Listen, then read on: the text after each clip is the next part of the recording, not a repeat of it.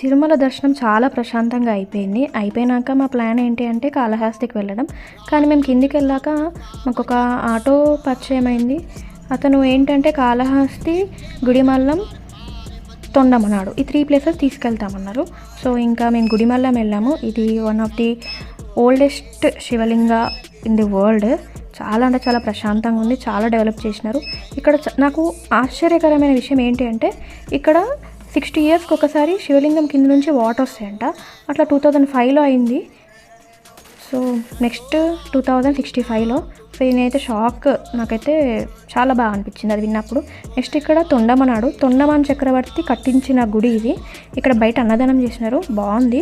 And ఇదేంటి అంటే ఇక్కడ శ్రీదేవి భూదేవి సమేత వెంకటేశ్వర స్వామి ఇక్కడ మనకు దర్శనం ఇస్తారు. ఇది కూడా చాలా ప్రశాంతంగా ఉంది.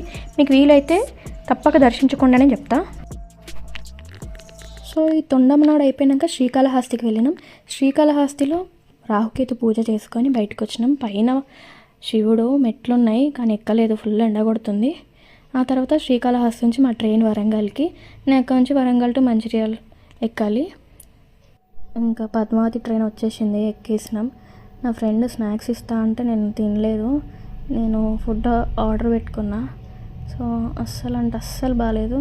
దీనికి 150 రూపీస్. సో 150 రూపీస్ పాయే.